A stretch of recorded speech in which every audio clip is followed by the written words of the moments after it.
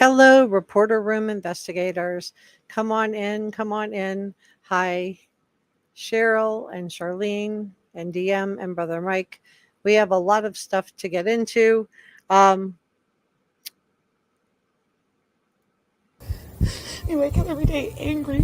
Sebastian, he is like to say to whoever has my children that they please. We just hoping that he functioning autistic.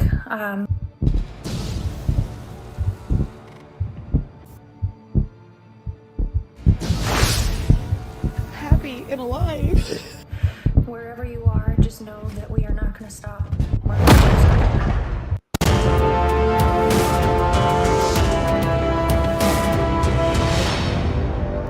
This is Reporter Room with Jessica Della Davies. Hello. Okay, so I'm going live a little bit early today because we have had some possible news. There has been, let me grab this so I can show it to you.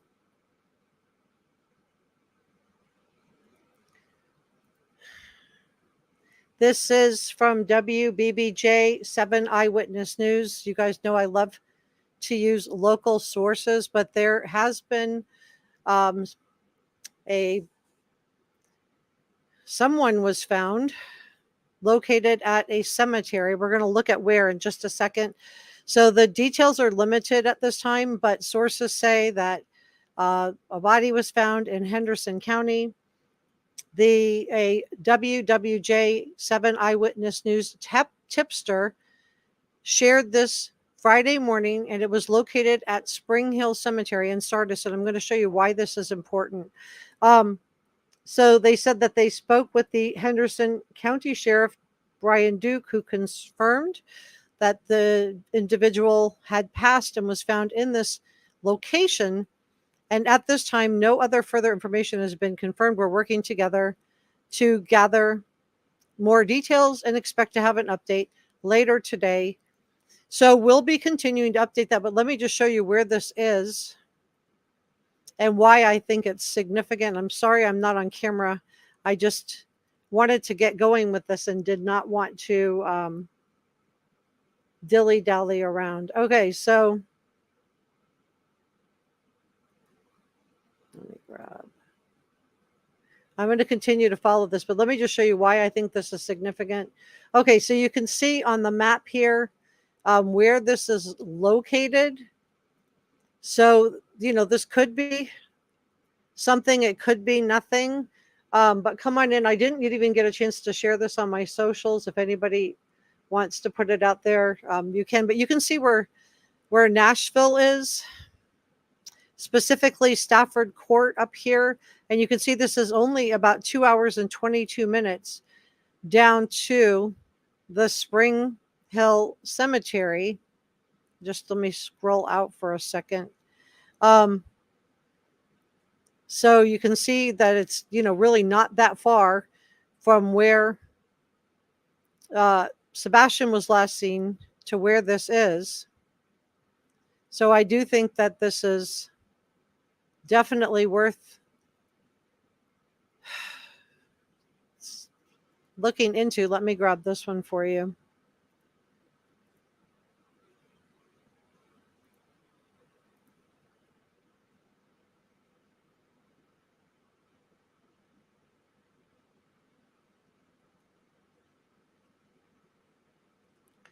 Hold on one second.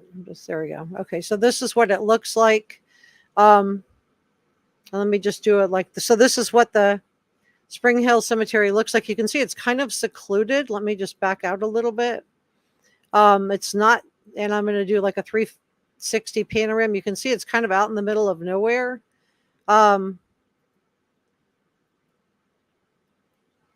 Just to kind of give you an idea. And if we just go down the street, you can just see it's kind of out in the middle of nowhere. A little over 2 hours away. So I do think this is interesting. Just the location of it. is just so secluded and kind of weird that I'm wondering like what's really going on with this. So for those of you that are just joining me, let me just read you the article. This is my sourcing on this is Kyle Peppers with WWJB 7 Eyewitness News. And the article says details are limited at this time, but source says that a body was found in Hendersonville, in Henderson County. A WWJ 7 eyewitness tipster shared Friday morning that the body was located at the Spring Hill Cemetery in Sardis. That's the one I just pulled up for you.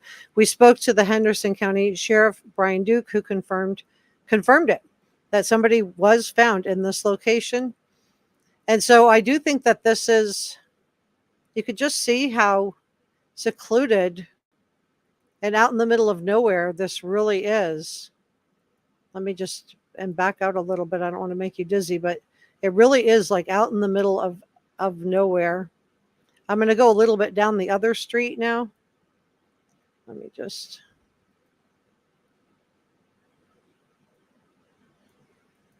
back out. Okay, so let's go down this way a little ways. Just past, so the cemetery's here. Just kind of see, you could just see how secluded this is, and it's only a couple of hours away from where Sebastian disappeared. If somebody wanted to dump someone, this would be a very good place to do it, in my opinion. So I'm not saying that's what happened. We don't know yet, but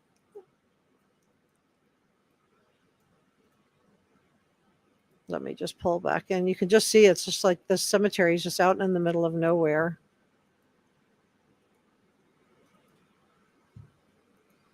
So if you wanted to dump someone, this would be a good location, in my opinion, because it just is really secluded. Let me just show you on the map. Okay, you guys should be able to see where we're at here. I'm going to check in with chat in just a second, but let's just go through this. Okay, so if you look down here, you can see where Sebastian disappeared from on Stafford Court, and then where this is located, which is just 2 hours and 22 minutes away. Could he have gotten this far? I don't know.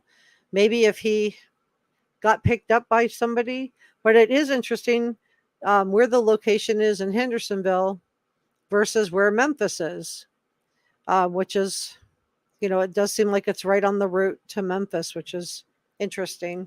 I'm not saying, I'm not pointing the finger at anybody. I'm just saying that it is interesting that this is, where it is.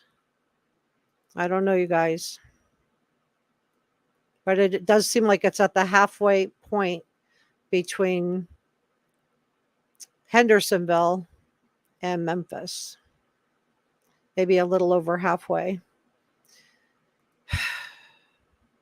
So let me just show you my story. I'm sorry if I'm like sound depressed. This is just like I'm worried. Let me show you my sourcing on this. Okay, so can you guys see this okay?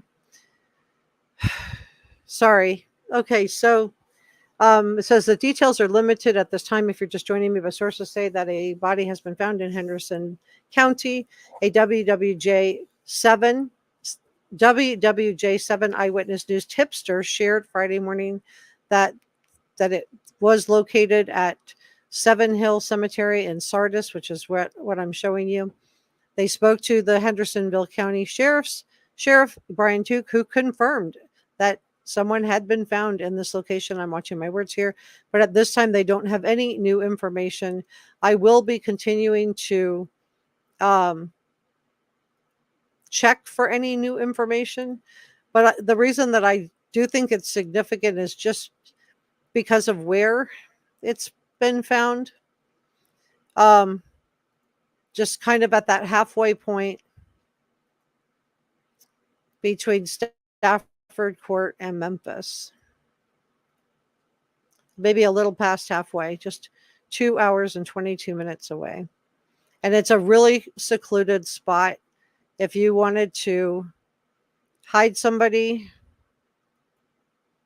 this would be a really good place to do it. So I'm just really hoping that this is not Sebastian that they found, but because of how secluded and wooded it is and the location, I don't know. What do you guys think? Let me check in with chat. Let me circle around. Hope I'm not making you dizzy. Making myself a little dizzy here. Okay, there we go. So that's what it looks like on the ground. And you can just see if you follow the roads out here.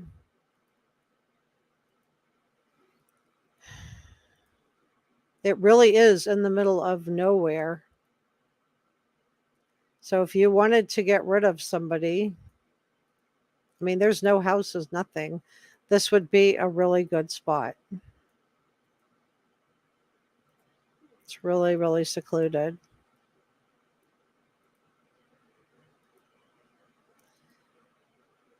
So I'm really, really hoping that this is not Sebastian, but look at how secluded it is. Let me just turn this around. There's just nothing for miles.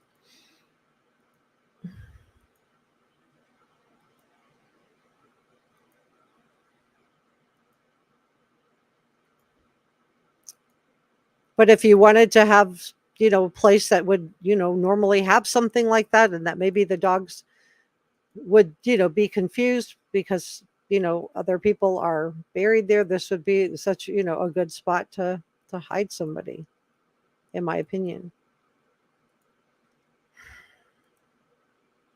Sorry, I'm sighing so much. I'm just like really hoping that it's not him. Let's just keep going back up. You could just see we're out here in the middle of nowhere.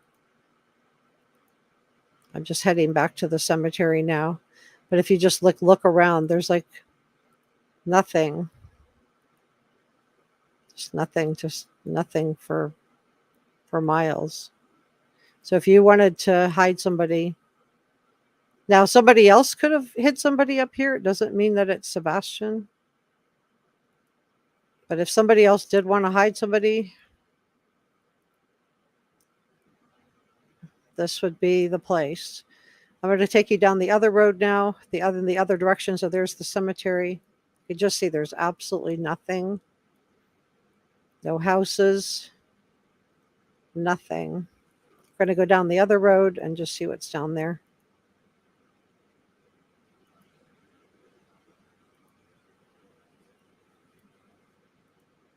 So I do like to use local sources because they usually have the most up-to-date information. You could just see there's nothing, absolutely nothing in the vicinity of this. So if you wanted to hide someone, this would be a really good place to do it. There's like the nearest that I've been able to find, the nearest house, which is there.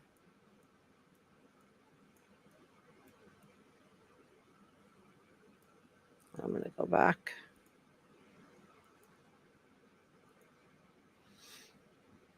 If you just look around, there's like nothing out here.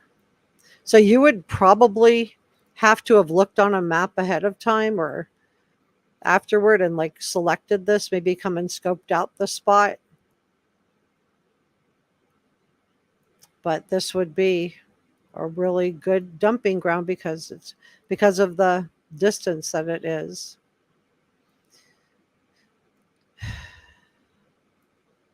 Let me check in with chat. We're going to talk about Rex Heuermann too today. But I just do think that this just really is interesting. Let me say hello to chat. I know everybody's like stressing. I'm stressing too.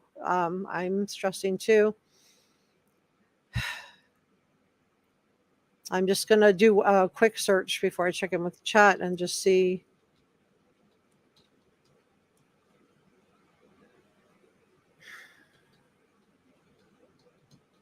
You can see how rural it is.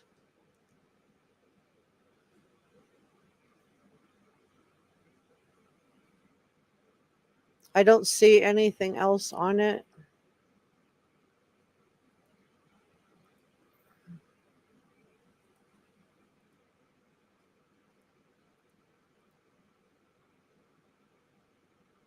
I'm looking.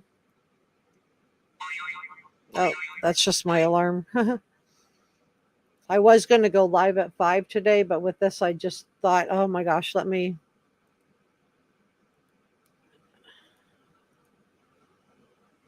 So I don't know. I don't see anything new. I'm just looking up.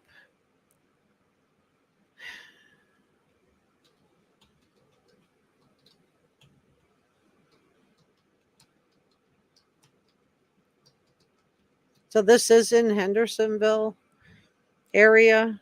Yeah, I don't see anything new on it. Okay. Just thought I would just look and see if there's any new information. But I do think that this is interesting because we have just the location of where it is. So there's the Stafford Court here. This is, Memphis is here. And this Spring Hill Cemetery is just a little past the halfway point between the two.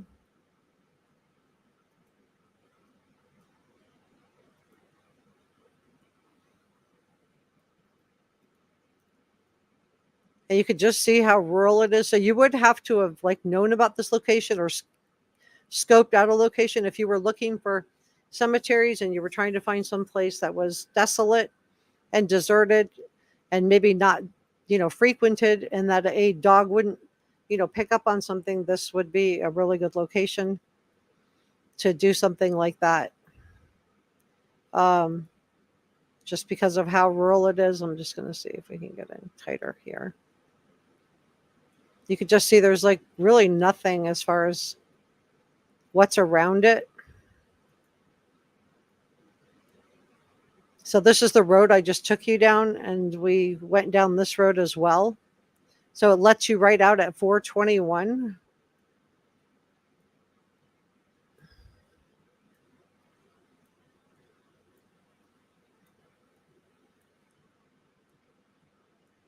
And I'm just going back up toward Stafford Court.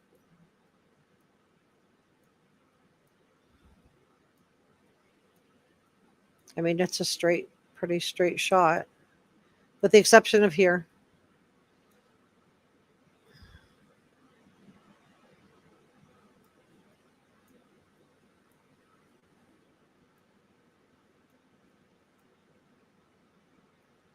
Just going back up. Let me back out a little bit.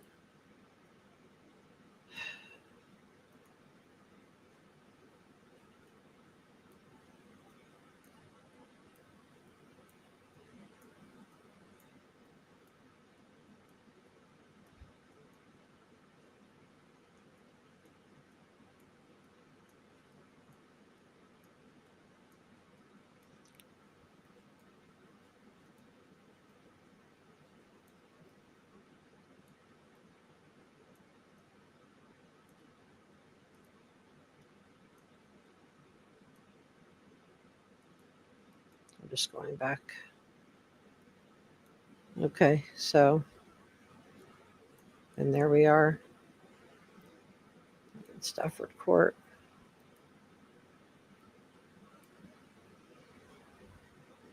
So I don't know, you guys. I think the location is interesting, and it's possible. Let me check in my chat.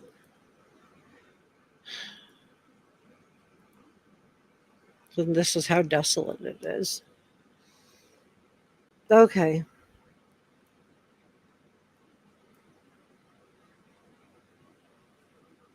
Hey, DM. Hey, Brother Mike. Hi, Cecilia. So come on in, you guys. I'm sorry I'm not on camera. Hey, Jax. Hi, Bob. Hi, Cecilia. Hi, Pepper. Where are you guys from? And happy birthday to you, Pepper. Happy birthday.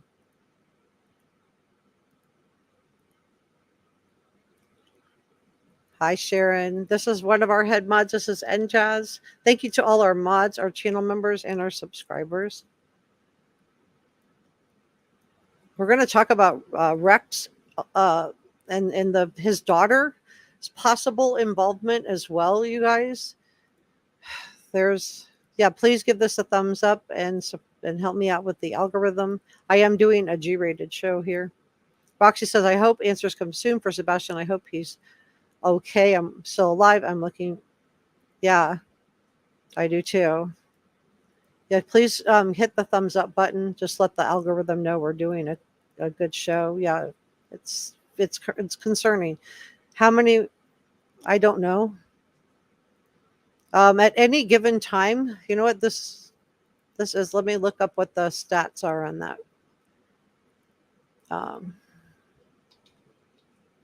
Because there's so many.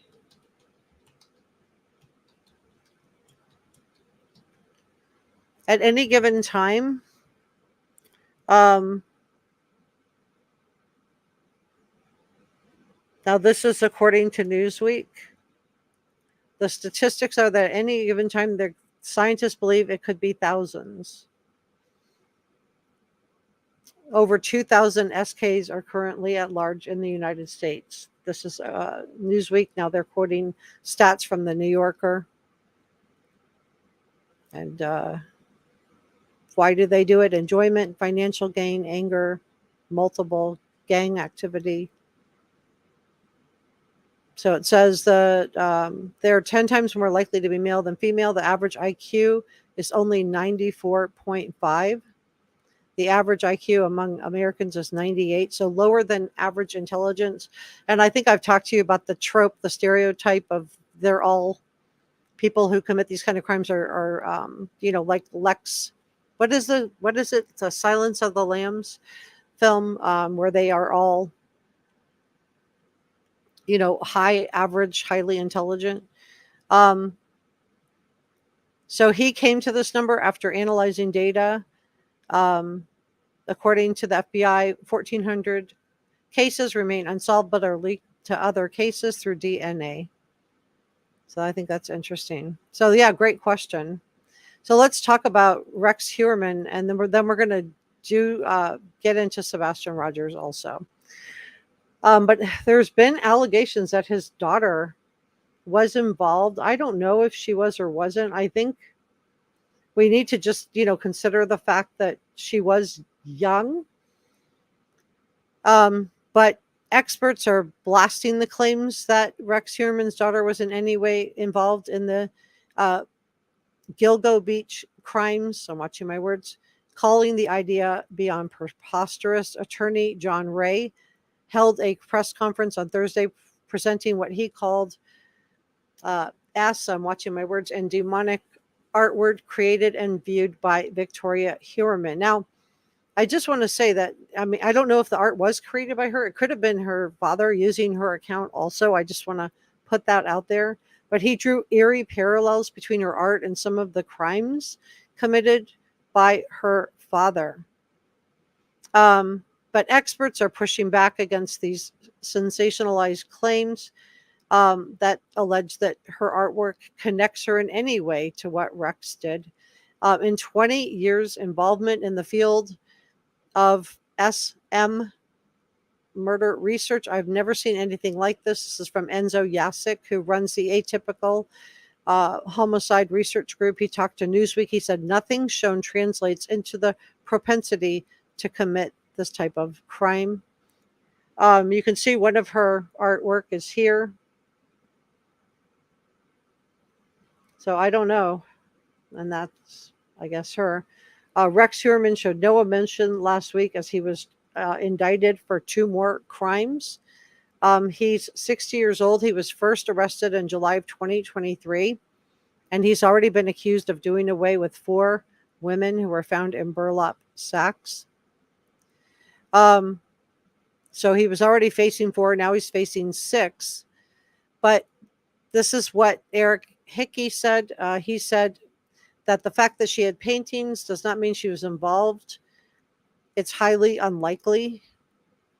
I don't know why she's painting these. It could be that she had, some kind of feeling about it. It could be something that she saw when she was almost too little to remember, but it's in her subconscious. It could be something like that too, where she saw something when she was really little. During the press conference, Ray said Rex did not lead a double life, but instead family members, particularly Victoria, who knew about this, could have assisted. So he's saying the whole family could have helped. Dr. Gary Bricado, he's a forensic psychologist, says about 20% of SKs operate in groups. So 1 out of 5 does operate in groups. But again, she was underage when a lot of this happened. So I don't know what you guys think about this. I do think the artwork is disturbing. I just showed you the one. I'm not going to show much more than that. You guys can look it up online. I do think it's disturbing, but it could just be something that she saw when she was little that stuck in her subconscious too, that she's trying to work through. It doesn't mean that she had anything to do with this. So I think we should be really careful. And no charges have been filed against her. So hairs on some of Rex's Heuermann's victims could have been from Victoria rather than transferred by her father. This is what Ray said. But this goes against what District Attorney Raymond Tierney announced last week. And he said, I don't think this, I've had a case of other times where a father-daughter teamed up to do something like this. I'm watching my words. Dr. Brigado called Victoria's behavior a form of normalization. Because she was around the M's, he thinks she thought nothing of the fascination. And it could be that she was encouraged also by her father, who, enjoyed this too. So again, this could have been something that she witnessed as a child so small that she either blocked it out or she just doesn't remember and is just trying to work through it. It doesn't. So I think we just need to be really, really careful before we point the fingers. And Dr. Bricado says that he feels that Victoria could have suffered from Stockholm syndrome. So Stockholm syndrome is a psychological bond to a captor or a predator. Perpetrator. So instead, Hickey told Newsweek that it's, quote, highly unlikely that the Heuermann family knew about Rex's alleged allegations. Moreover, he said that the father could have had a strong influence on his daughter in terms of the dark side, thinking darkly without her ever knowing he's actually an SK. He could have been sharing some of his fantasy with her and his interest in the dark side. And giving her some ideas. He may have also been praising that type of artwork to her.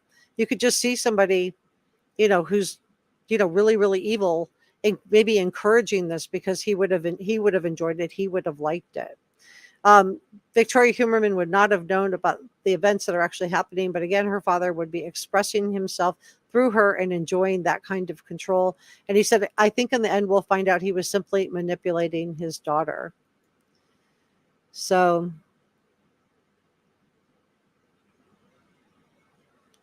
I don't know, you guys.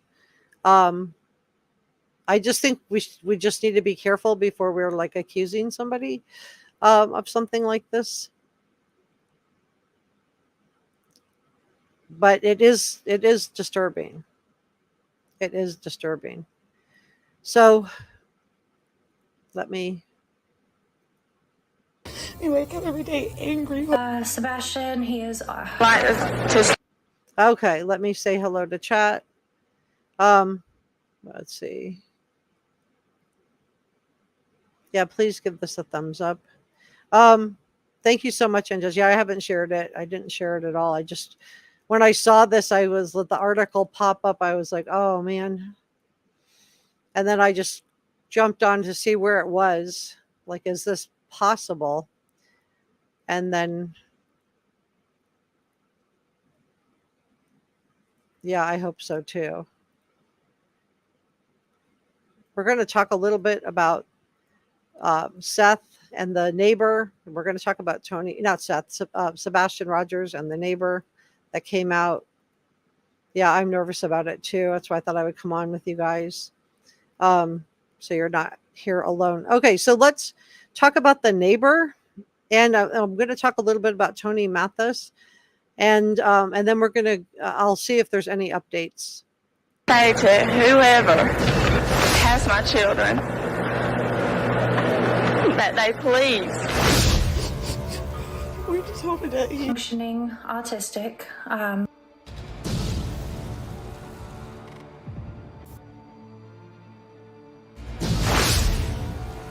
happy and alive. Wherever you are, just know that we are not going to stop. We're not gonna stop.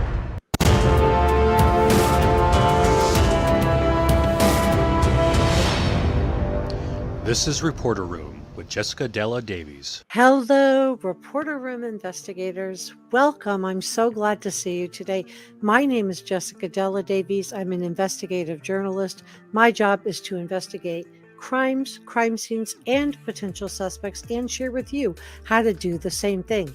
If you haven't subscribed and joined the Reporter Room family, then please do. Like, share, leave a comment, and know that everything I'm sharing with you is my opinion. This video is for educational and entertainment purposes only. Today, we're going to be talking about the Sebastian Rogers case.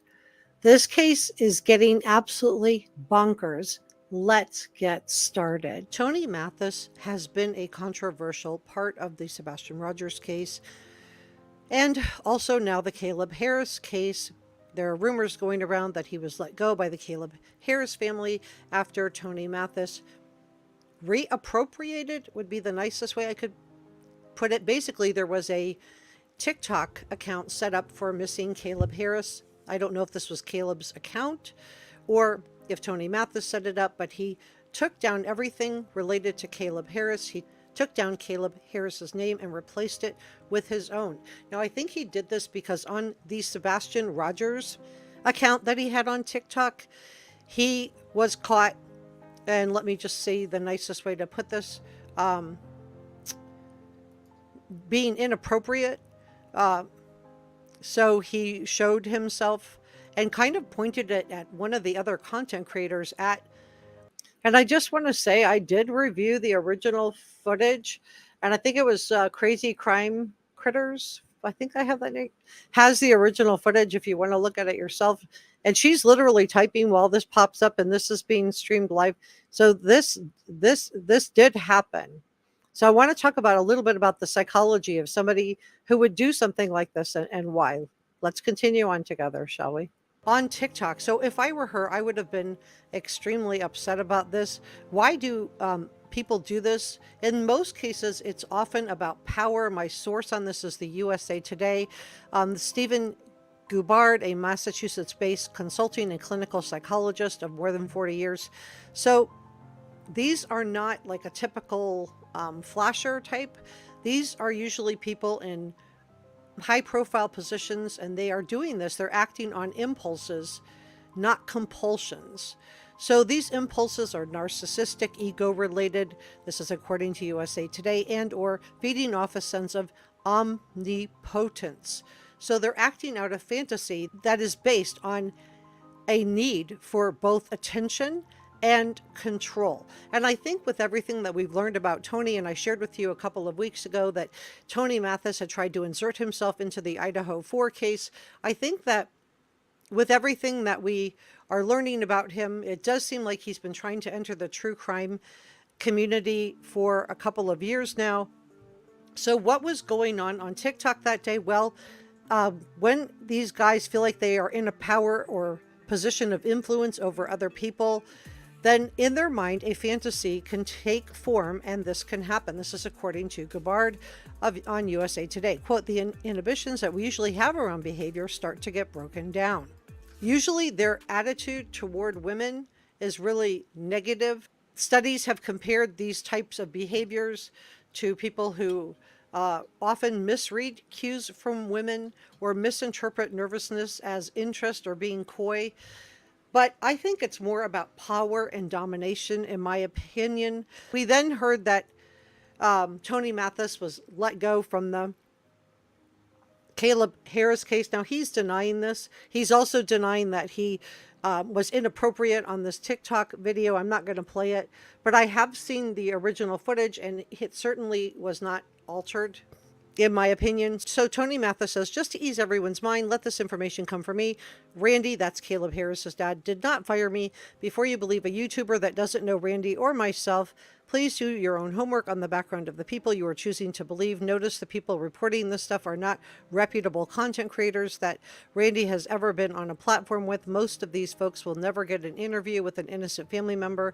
In any case, Randy and I had a conversation yesterday regarding how much drama is in the Sebastian case and how much time it was taking.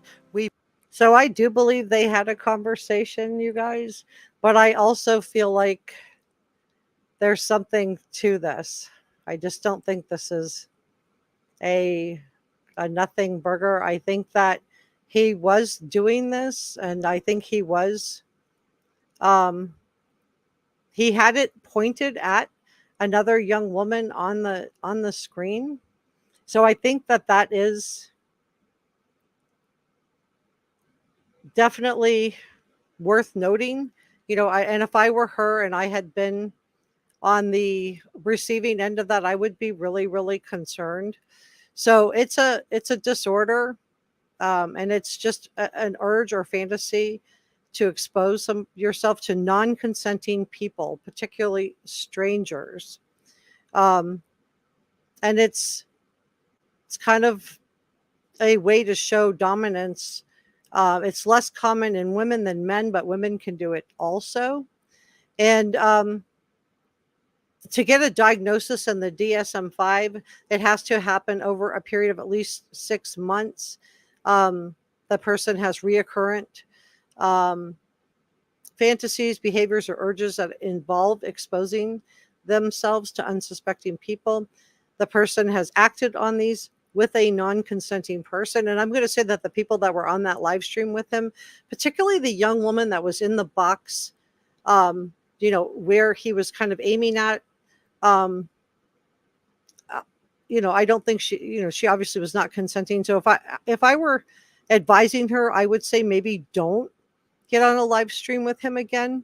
And maybe don't have anything to do with him, because I do feel like this was intentional. But this is just my opinion. And I feel like the Caleb Harris parents, that this was probably the last straw. But let's continue on together, shall we? Let's continue on. Both agreed that there wasn't really a need for a spokesperson in the Caleb case at the moment, as there isn't any new information and very few interviews being done. Now, in my opinion, this is his way of kind of easing himself out of a sticky situation, because I think, Vivian, do you have a source for that so I can pull it up? Do you have a source for that? Thank you. There was a conversation with Caleb Harris's family. I think there was a conversation about drama, but basically I think the Caleb Harris family doesn't want anything to do with Tony Mathis. So because you can see, Caleb Harris's family, and he also took and reappropriated. There was a TikTok account set up to find Caleb Harris. I don't know if this was Caleb Harris's account or if it was set up by Tony Mathis to help find Caleb Harris. But Tony Mathis took the account, even though Caleb has not been found yet, and reappropriated it. Let's continue on, guys. The choices that he's making just don't make any sense at all. Doesn't want anything to do with Tony Mathis. So will Seth Rogers follow suit? What do you think? He goes on to say the family is doing more familiar interviews. They don't need my help for that. And he said, quote, the Jennifer Coffindaffer interview was through my connection to her. I don't know how Jennifer Coffindaffer feels about this after seeing the TikTok video, but we can't help what people do after we interview them. So yeah, I just want to make it clear. It's not Jennifer Coffindaffer. You can't be responsible for what people do and say after you interview them. There would be, no way ahead of time she would have known what a problem this was going to be. So I just want to, put that out there. I am looking for any updates online while we're watching this on the Sebastian Rogers to see if we have anything new. I don't see anything, but I am looking. I think he was throwing her name in there to try to lend some credibility to his own. He said, quote, I'm also working to get the Brian Ensign interview set up for them. I will always be here at the ready if Randy needs me, but we agreed that Seth needed more of me at this time. I'm also a busy employee and a father and a husband. I have worn myself out the last few months, burning the candle at both ends. Oh my gosh. And I believe that all of this happened. I do believe that, but I believe that he was let go. They did it in the nicest way possible. Why would you want to make an enemy out of somebody? But I believe it was done in the nicest way possible. But I do believe that this would have been the last straw. This and reappropriating basically, because if Caleb had been found and then Tony wanted to take this TikTok and use it, okay, that's different. But Caleb wasn't found, and people that are following that are following it because they care about finding Caleb Harris, not about trashing content creators on YouTube, which is exactly what Tony used it for. So just the fact that he's so blind to this type of behavior, that this would potentially be perceived as problematic. And the reason that I think, this is just my opinion, but this is what I think of the reason he probably had to take this Caleb Harris account and is probably because he's not able or wasn't able for a period of time to go live on the Sebastian Army's account. Or maybe he thought it would be hypocritical to trash YouTube creators on that account and just thought, well, nobody will notice if I steal Caleb's account. I don't really know, but it to me just shows that he's blind. He's blind to his behaviors and how his behaviors affect other people. So I do believe that he, that he and Randy had this conversation. However, I think in Randy's mind, and this is Caleb Harris's dad, that in Randy's mind, he would just want to distance his son and his son's case away from all of this.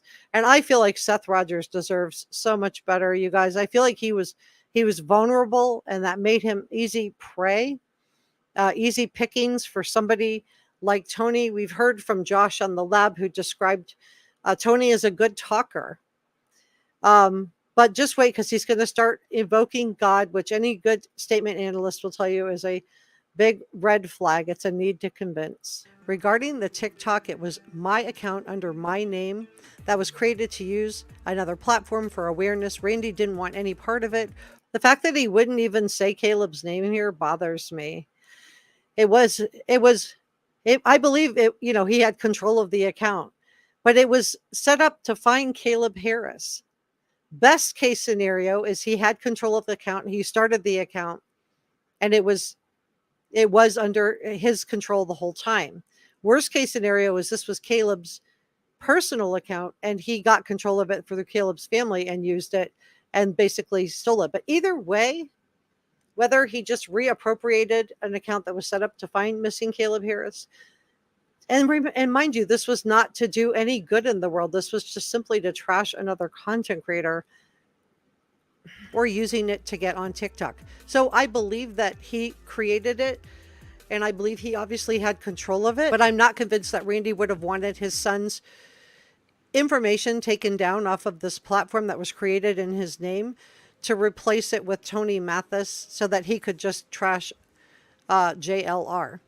So he goes on to write, I didn't take it from him or the family. It's always been mine. I will use it in the true crime community to help spread awareness regarding some of these creators that are exploiting these families to make money while their children are missing. So in other words, everybody's exploiting everybody except for him. Except for him. I don't know, you guys. It makes me really sad. I'm gonna go back to the article. I'm just refreshing it in just a second. Weaponizing the missing Caleb TikTok account against other people. He said, I did not want the Harris family associated with that, so I changed the name back to me and removed Caleb's information. I have to imagine that the Caleb Harris family would have been really disappointed to see all of the people that were supporting and raising awareness for their son, to see all of that get taken down so that Tony Mathis could go after JLR, which is what he used the account for. And I think he had to use that account because I'm wondering if on the Sebastian Rogers, if because of the incident that occurred with him that we just talked about a few minutes. So the incident is him, pulling out his his private pickle minutes ago, trying to exert power and dominance. I wonder if he was unable to log into that account or if he just decided he didn't want to do it in Sebastian's name, so he thought he would do it in Caleb's name. But to me, this is a misappropriation of the account. People that are following it followed it because they care about what happens to Caleb Harris, not because they want to hear bad things about other content creators, in my opinion. Let me know what you think about all of this in the comment section below. But so what do you guys think about this? Is it okay to take an account for a missing Caleb Harris and for the purpose of going after somebody else? It wasn't like he took it and like dedicated it to Sebastian, but I still think that Caleb Harris's family, that this would have been the last straw. So even though he's saying it's mutual, I think Caleb Harris' dad probably has had enough. And I just really hope that, because I feel like Seth is in such a vulnerable place right now. I really hope that he sees all this and that, he has the same red flags that the rest of us have about this guy. It's not normal to be. It was not. I looked at the original footage, and in my opinion, this was not photoshopped like he's tried to claim. It does look like it's legitimate footage. It was on, I think it's called Crazy Critter Farm, had a live stream. She was literally typing in when he did it. So she wasn't manipulating the footage, while it was actually happened. And it got caught on a couple of other people's stuff too. So I think that he was probably not allowed to log in under the Sebastian Army account maybe for a day, and wanted to go after JLR and just decided, well, you know what, I'll use this one because I have access to this one. And he probably wasn't being allowed to start any new accounts either, although I think he does have a personal one, but it only had like 36. Now I think now it has like a little over 40 subscribers on TikTok. So he didn't want to use that because that wouldn't be a big enough platform to go after another content creator. So he decided to take Caleb's and take down everything related to the fact that Caleb Harris is missing, and he's still missing. It's not like he was found and now he's reappropriating the account. And it was just the fact that Tony doesn't understand that this is not a good thing, that this is not appropriate, is really concerning. Just the fact that he felt like it was okay to pull out his personal private on a live and aim it at at the young woman in the box across from it. I do feel like he probably thought he was protected by the green screen, but I do feel like this is appropriate. I'm going to go back to the cemetery in just a second. Listen to this part. He says, I also want to thank everyone that has vigorously supported me. And you could tell that's his priority. It is himself, because that's his first thing. I want to thank everybody who's vigorously supported me as I supported the Harris family. So it's all about him. Not all. So this guy doesn't even understand basic right from wrong, basic appropriate from non-appropriate, in my opinion. Typical narcissistic, in my opinion. Who vigorously supported me as I supported the Harris family. Randy and Seth have become friends, and that's pretty special to me. If Randy needs me or any more of my media connections, he knows. So this guy doesn't have media connections. So he's, he got Seth on. I mean, Seth was able to get on Nancy Grace without him. Seth was doing a great job advocating for Sebastian without him. Was it perfect? No, it doesn't have to be, because Seth is not a professional at, missing persons. He's never been through anything like this before. But this guy has done nothing but cause drama since this all began. And I think Seth deserves so much better than Tony. Knows they are his to use, and then he invokes God, which is always a big red flag. Statement analyst: God bless you all and the families of these missing children. God bless every volunteer that has given their time with nothing expected in return. It takes a village to bring these children home. So as much as I love the fact that he's blessing everyone, I don't think that he really is. I think that the fact that he used Caleb Harris's TikTok account to trash content creators that he doesn't like, just to me says everything that I need to know about Tony Mathis and what his morals and values are. Thank you so much for joining. Okay, so I'm going to take that down. Let me grab this now. We're going to go back to this article and then we're going to go through the cemetery. So there was a body. This is 5 hours ago. This was by Kyle Pepper. My sourcing on this is WBBJ 7 Eyewitness News. So details are limited at this time, but sources say that a body has been found in Henderson County. So this is about a little over 2 hours from where Sebastian lived. This was a tipster shared this on Friday morning, so that's today. It is, just 5 hours ago. Just want to show you the receipts on that. So he said he spoke to the Hendersonville County Sheriff, Brian Duke, who did confirm that it was someone that passed away at this location, and that they are working. They don't have any information. Nothing's been confirmed, and we're working to gather more details and have an updated thing. So let's show where that is. Okay. So if you look on the map,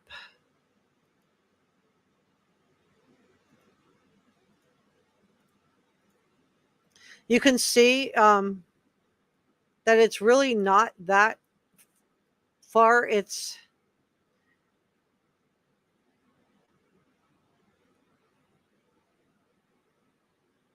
just about 2 hours and 27 minutes, 2 hours and 25 minutes. Depends on which route you take. There's this route, and then there's this other route that's a little bit longer, but probably doesn't have as many cameras on this route.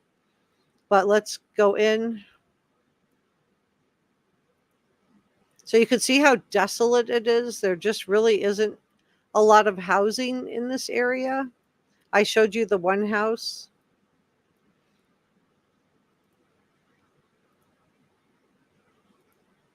And this is what it looks like if you wanted to hide somebody.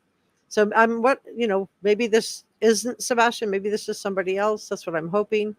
But you could just see how rural it is. Let me just show you. It's like out in the middle of nowhere. There's like no houses around here. And if you just follow the roads, you can just see there's like nobody in the vicinity. So if you were trying to find some place that's between Sebastian's house and Memphis, this would be a really good spot. You would have to have probably looked it up beforehand, maybe scoped it out ahead of time. But there's like no houses in here at all. And the fact that it, is in a cemetery, I think, there's just nothing out here. Let's go back and we'll go down the other way.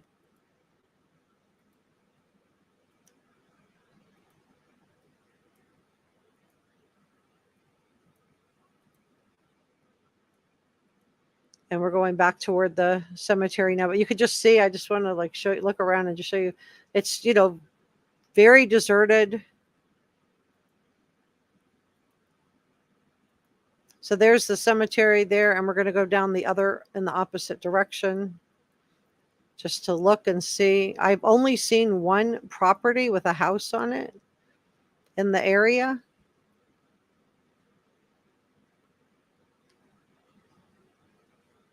So I think that's a building. Nope, that's just trees. I'm wrong.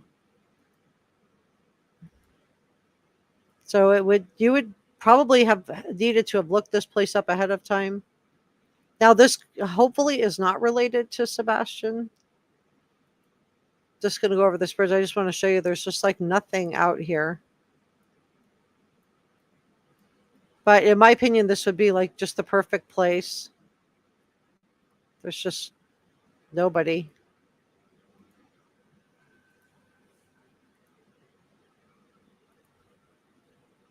So hopefully, people are going to be found during this case. So what I'm just hoping is that this just is not related to him. But the location interested me. I thought the location was interesting. Just the being in between Stratford Court and Memphis. And now we're back. Also, just how desolate it is. And then if you did have cadaver dogs, you would expect them to hit on something in this area. You would expect them to be able to hit on something in this area. But there's just like nobody.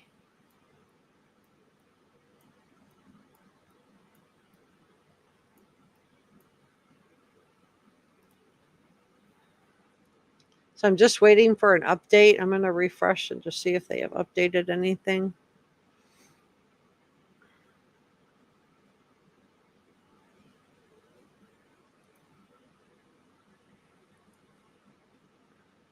Just grabbing it. Okay.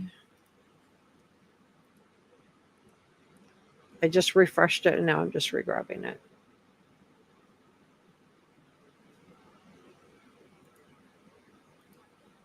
So I don't see any updates now. It just says 6 hours ago. So no updates at all on this. I don't know if this is the same or something different.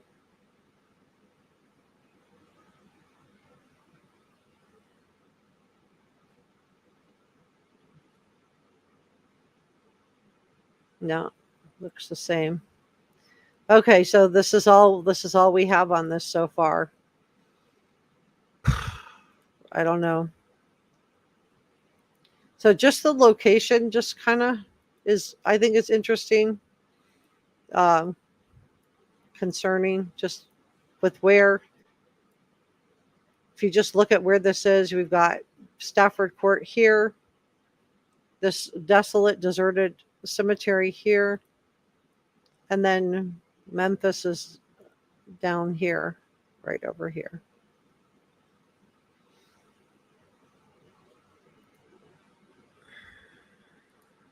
Please subscribe. Okay, so let me just fast forward here.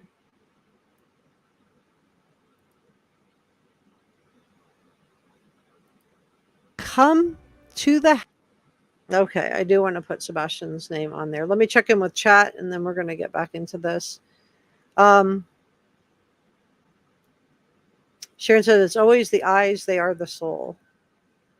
No, I haven't done anything on the Susan Smith case. I probably will when she gets, or if she gets parole, she's up for parole. And then Punjab says, I hope the neighbor doesn't become a target. If you don't know what the neighbor is, maybe you don't watch this during the week because you're busy. Let me just share with you that little tidbit really quick and just catch you up. And entertainment purposes only. Today we're going to be everything I'm sharing is my opinion, and opinions are not facts. Talking about the Sebastian Rogers case. So much new stuff to dig into. Let's get started. The day that Sebastian was reported missing was February 26th. Now this coincidentally is the exact same date on Katie and Seth's divorce paperwork. Is this just a coincidence, or is this a meaningful date to someone? I wanted to talk about some of the more interesting tidbits from the interview that JLR did with Bobby the neighbor. So one of the most interesting things is that the neighbor's doorbell camera, so this footage allegedly only shows Katie's car coming home from the Texas Roadhouse. I thought this was one of the most interesting things. There was a couple of really things that jumped out to me, but the fact that the doorbell camera footage picked up the car, but wasn't able to pick up who came home because she pulled into the garage. And that's probably her normal with that. So I'm not saying that's, nefarious, but I do, I just feel like the last proof of life that we actually have on this is going to be the Texas Roadhouse, unless someone was able to identify who took out the trash. And Seth said he could not tell who it was because the footage was so grainy. But let's continue on together. Restaurant that night. Therefore, the neighbor also said that they could not say for sure that Sebastian was in the car because Katie pulled her car right into the garage. So does this confirm the timeline that we've all been working with here on Reporter Room? And is this actually proof of life, or is the last proof of life for Sebastian truly the Texas Roadhouse restaurant? Neighbor Bobby was emphatic that there was no proof of Sebastian coming home that night. And I'm talking about February 25th here. One of the other things I found so interesting is that neighbor Bobby also says that no one really knew the Proudfoots. They had lived there in the community for over a year and weren't that friendly with anyone. And I've told you guys, I think it's so wild that not one neighbor has come out to say, hey, we know them. They're great parents. We're familiar with Sebastian. Just anything about them at all.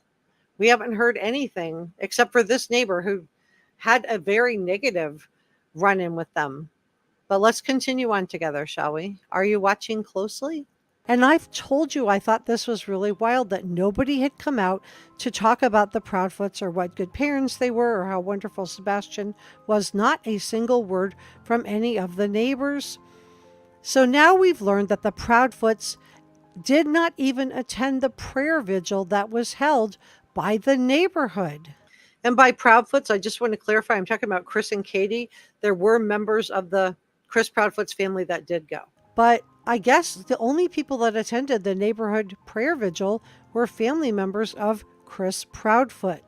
We also learned that the trash truck only comes by once a week and that it's an automatic arm from the truck that lifts the trash up and then dumps it. So we can put away the rumor that the trash felt too heavy, and this is why authorities did that landfill search for Sebastian. Now, I've since had some people tell me that the trash truck does weigh their trash when it gets picked up.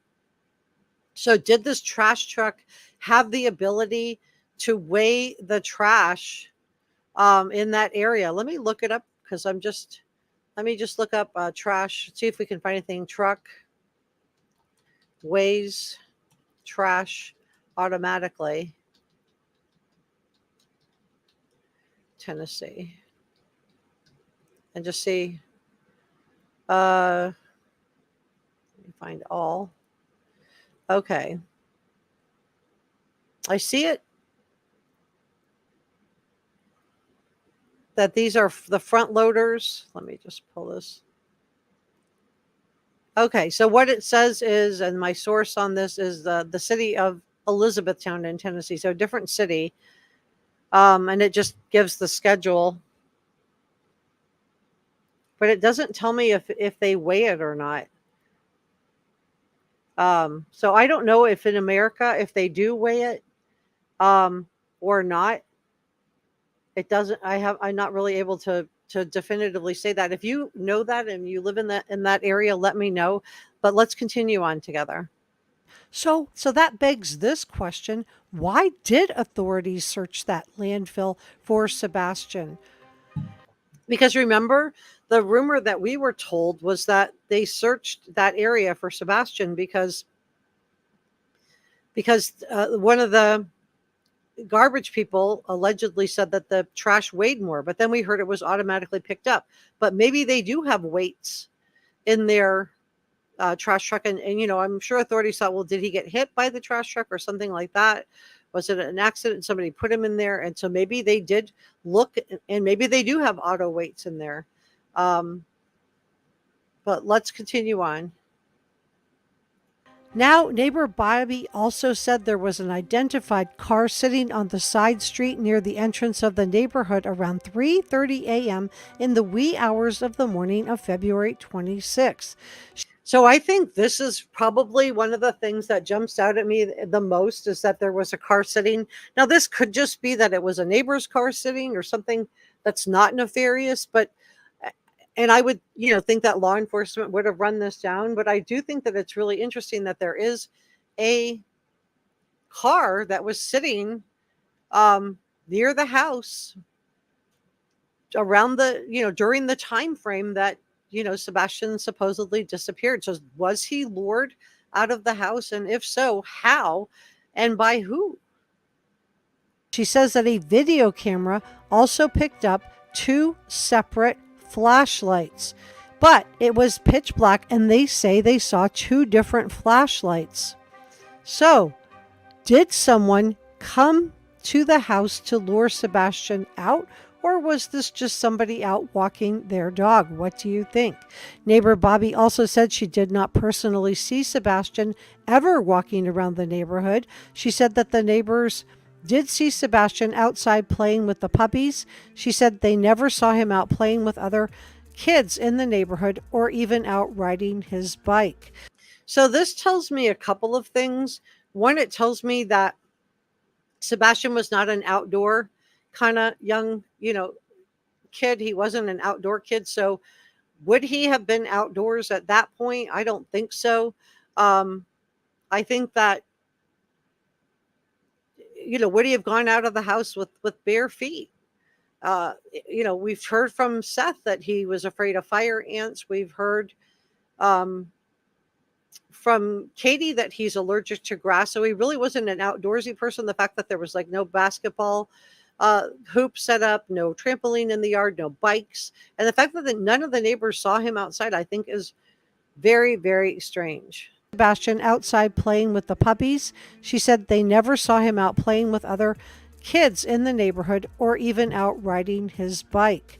She also reported that Seth Rogers was out searching for Sebastian right from the get-go. And it was one of the most interesting things that neighbor Bobby shared was that she never saw Chris or Katie Proudfoot going door to door to speak to any of the neighbors about what they might have seen. She never saw them put up a single flyer. She never saw them out searching. So is this why Seth is so angry with Chris and Katie? Because if this is the case, I think this really explains a lot about why Seth feels the way he does. So I feel kind of bad. I was like wondering why Seth was so angry. And I thought, well, maybe he's not over Katie yet. And maybe he's not.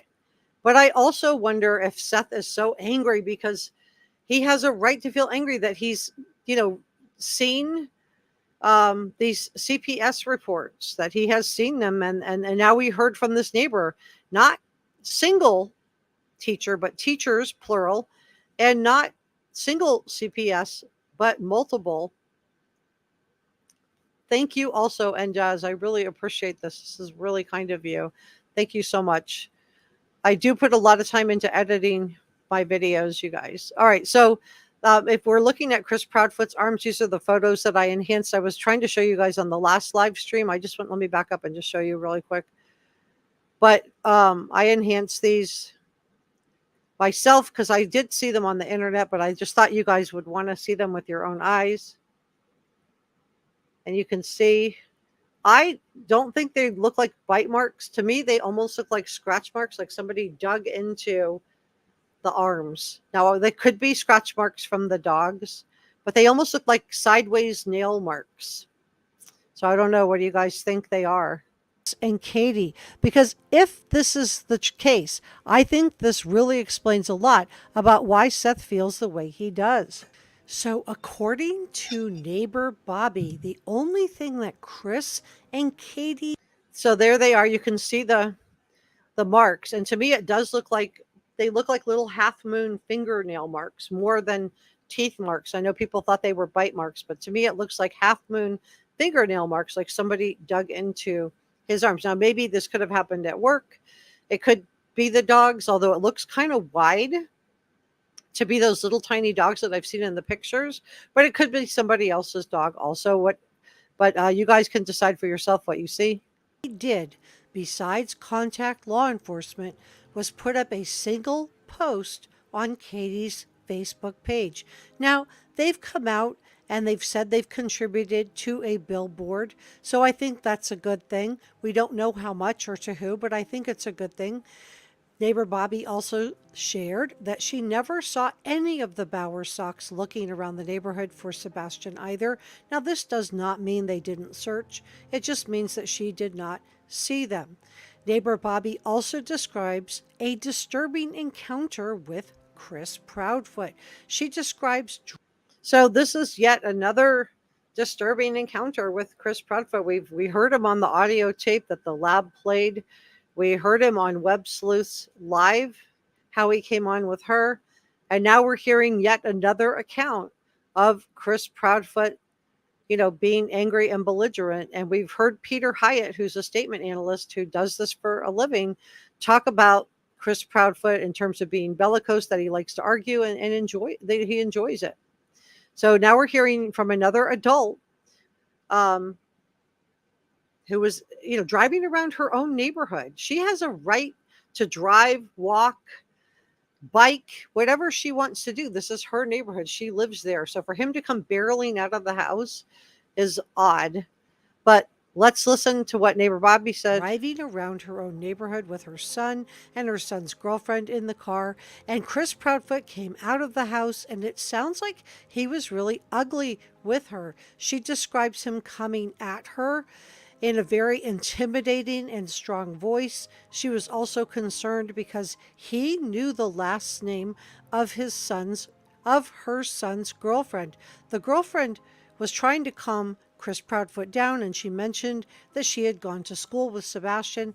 And instead of calming down, Chris Proudfoot came back with the girl's last name. So I do believe, let me know what you think, that I do think that this was an intimidation tactic on his part to come back with him. Boy, people are still talking about Tony, and we're going to go through those comments in the chat in just a second. It sounds like Chris Proudfoot was intentionally making Bobby, her son, and her son's girlfriend uncomfortable in their own neighborhood.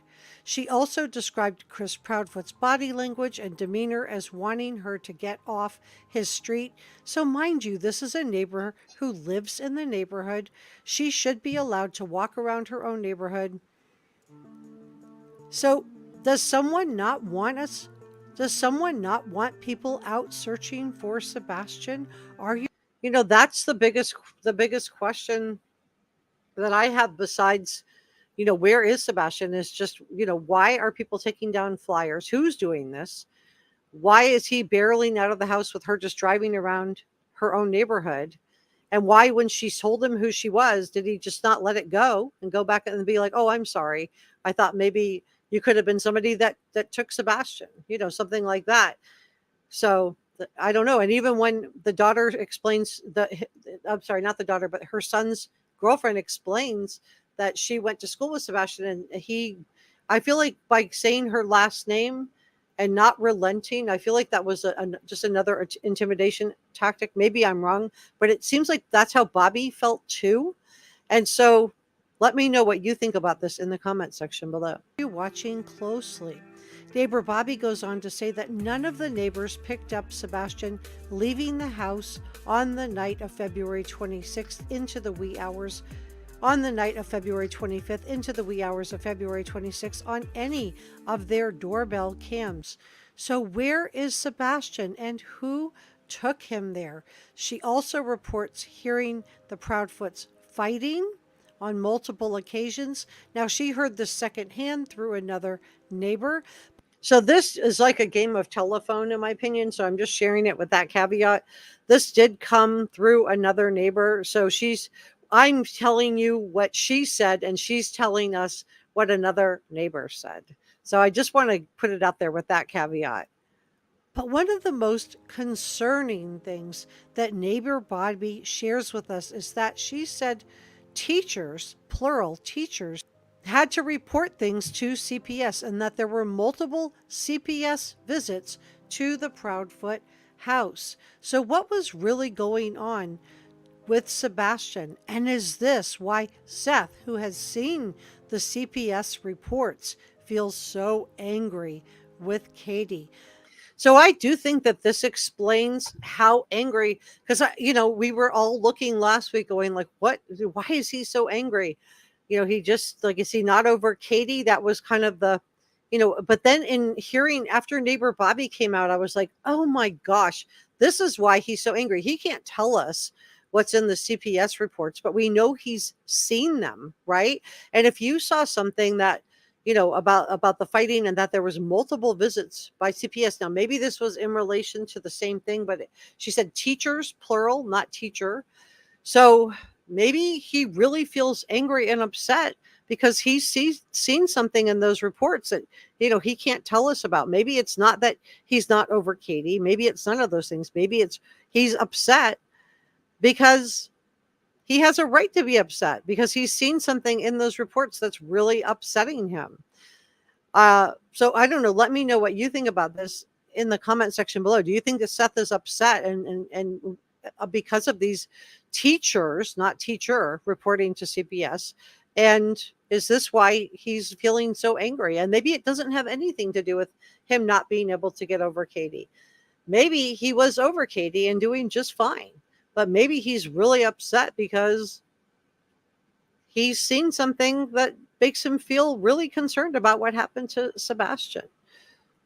Because this new information would explain a lot about why Seth is feeling a certain kind of way about everything that happened. Neighbor Bobby also talks about the mattress that was in the garage of the Proudfoot home. She said that another neighbor saw the mattress in the garage when the garage door was open and the Proudfoots would enter or exit through the garage. She also points out that Chris admitted that there was a mattress in the garage, but claimed it was for Faith. So maybe this is all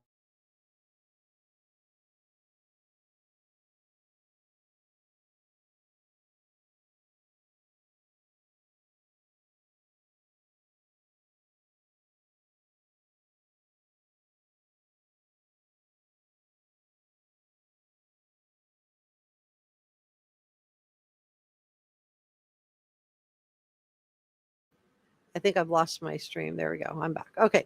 So why wouldn't you just bring it into the house? So I am seeing a lot of comments related to Tony. So let me just check in on the comments because you guys do have a lot to say on that. On Tony Mathis. Yeah. And Jess said he's not very popular, is he? I don't, I think that he probably could have been, but I just feel like he's done nothing but brought case. I feel like Seth deserves so much better. But I feel like Seth is also really vulnerable right now, you guys. I think that he's vulnerable and that, he's desperate to find his son. He's exhausted. He's tired. It's been 3 months and that made him easy pickings, in my opinion.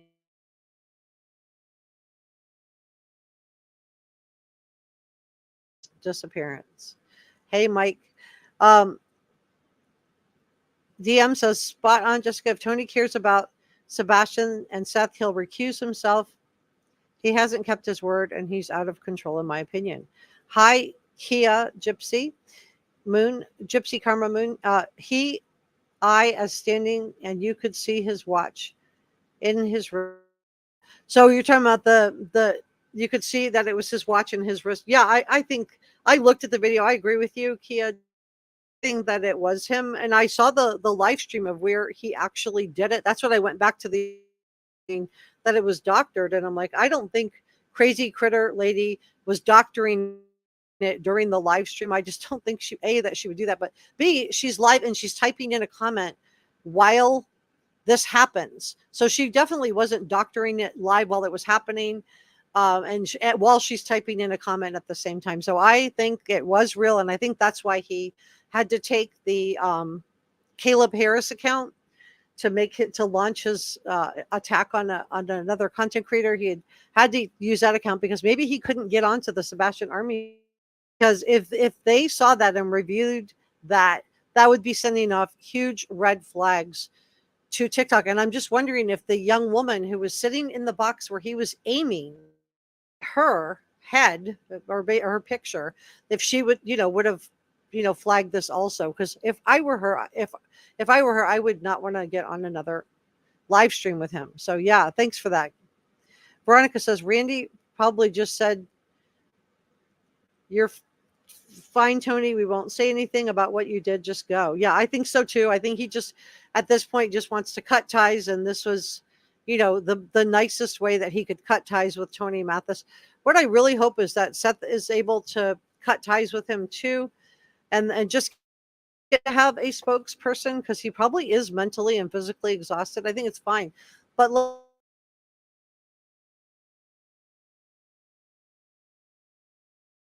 Sebastian's name out there. So I agree with you, Veronica. Thanks for that. Monica says, yeah, I don't think he was even I don't even think that's what was going on, because I didn't see anything coming out of it that would suggest that he was using the restroom.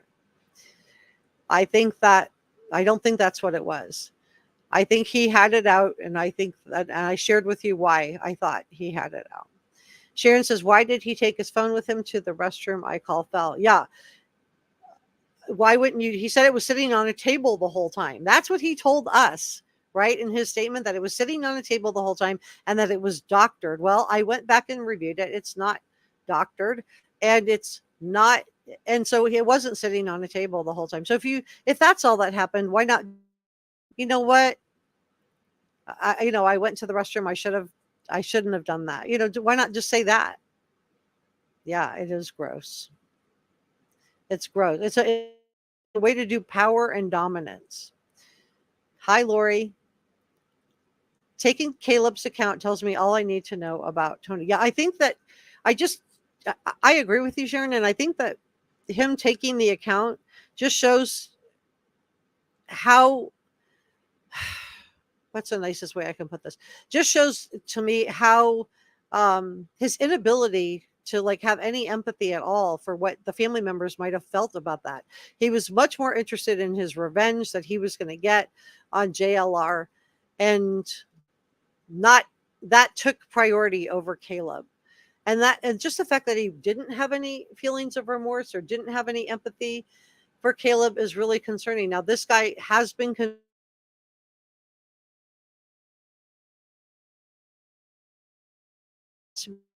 of money.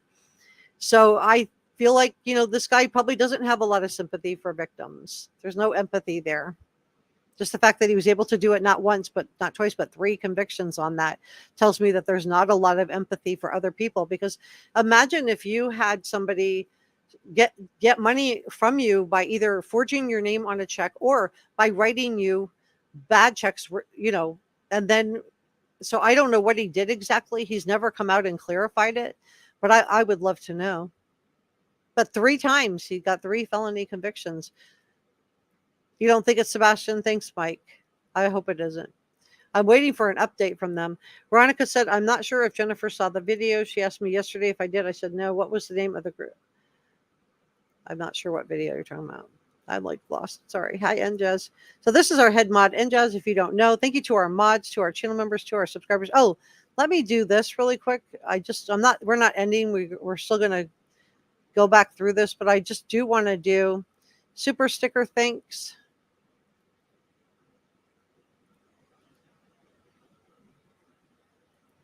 And gifted channel member thanks. Thank you so much for your super stickers.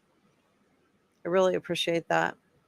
Thank you to our producers, George Brown, NJazz, Angry Mons, Not So Saintly, Debbie Joe, and Jane J. And thank you to our channel members. Being a channel member, if you want to join us, you hit the join button. It's next to the subscribe button, and it allows me to cover cases like this that tend to not be able to be monetized. But these people have done a lot as far as my being able to cover the Sebastian Rogers case. So to each one of you, I'm very, very grateful for your support, and that it did allow me to cover this case. So I am really grateful for that. Let me put Sebastian's stuff back up. Okay, so let me continue on. I want to keep going through your comments. We're talking about Tony, and then I'm going to go back through and see if we have any updates about the body that was found in just a few moments. Let me see. Cecilia thinks he's a con artist. I don't know. Leslie says, I think Seth is being taken advantage of by Tony too. Yeah, I think he is.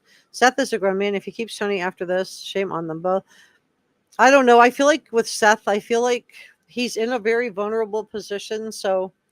But Tony's not. But he does have, I do have empathy for Seth. I really do. I feel bad for him. He worked with his dad. He's talking about Caleb Harris's dad, Randy, and that seems like he took advantage of him also. Yeah, and we've heard from, Josh on the lab described Tony as being a quote, or not, I don't want to say quote, but described him as he sounded like kind of a smooth talker. Hey, T says, if that was true, he would have just kept his own TikTok account that has 40 subs. Exactly. Why not just use that? Why did you have to reappropriate Caleb Harris, who's still missing? Why did you have to take his account? That's just not right. So, and just as the best time to take advantage of a person is when they are vulnerable. Exactly. And I feel like both of these families are vulnerable. Leslie says, I believe Tony is all about the money. Cecilia said, honestly, who does he think he is? Well, just the fact that he's talking about, himself, I think he's, has a very, grandiose vision of himself. That's just my opinion, but that's what I feel like. I feel like he does have, a sense of his own grandiosity, and it takes a certain kind of person to have no empathy for your victims, none at all. Lori says she feels for Caleb's family. I do too. Monica says, if Caleb, the kid who vanished while getting his Uber, yeah, Caleb, if you don't know who Caleb Harris is, I thought about doing this case, but I just didn't want to do anything more. But let me grab this. Let me take this down. And I'm going to pull Caleb up for a second. So you know who is Caleb and why does this matter? This is somebody's child.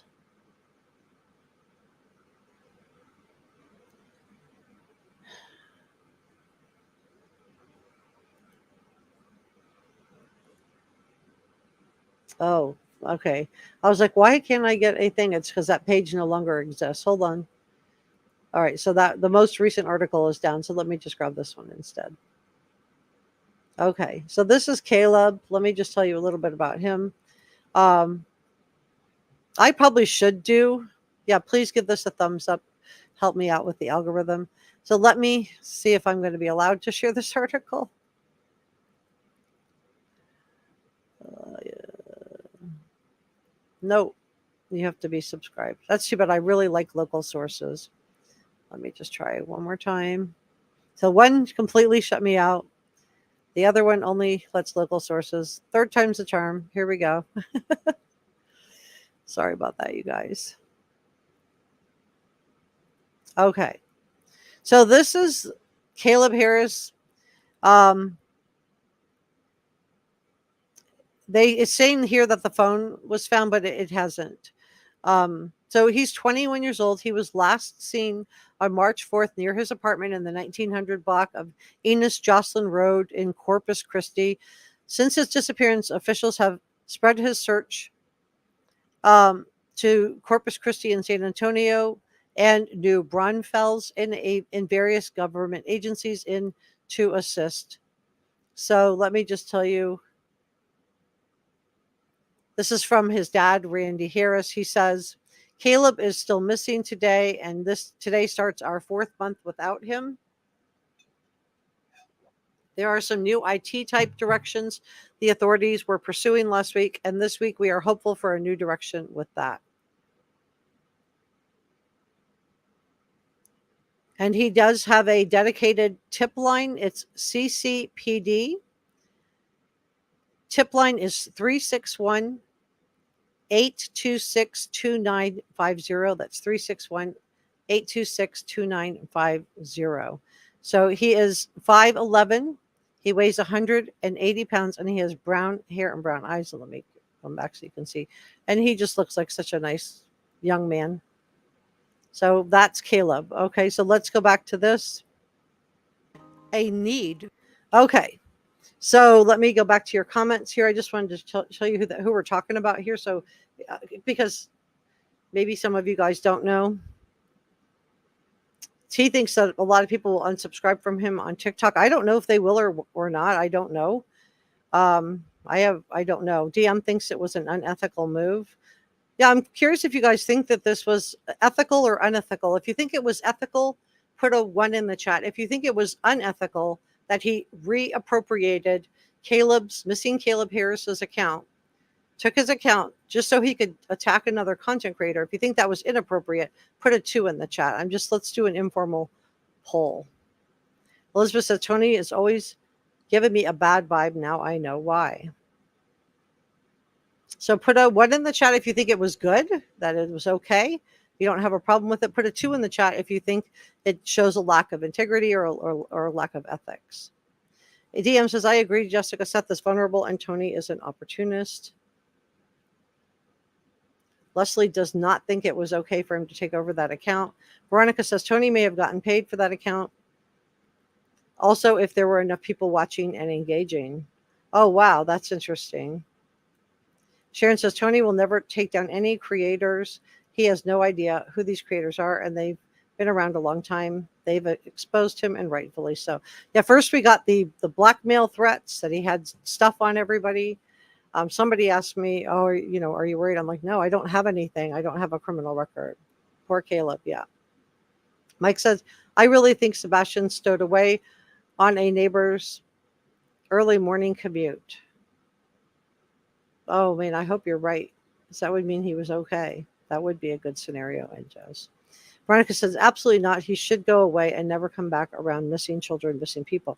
And remember, this guy's been trying to enter the case since Idaho. I reported out to you a few weeks ago that he has been trying to get in on the case since the Idaho 4 case. He's been trying to represent missing people. So he happened to know the dad of Caleb Harris and got in on that case as the spokesperson. And this probably would have looked like he was a credible person to anybody outside looking in, until you start really looking into him and find out that, oh, you know what? This isn't a credible person. This person doesn't have the type of integrity that you need to be a spokesperson for Sebastian. I just don't think that letting him practice on Sebastian, it's okay to be a brand new spokesperson, but does it have to be at Sebastian's expense? I don't think it does. Ange says, I'm very distrusting of 3-letter agencies in our county entering true crime sites. What credentials does Tony have? Don't forget.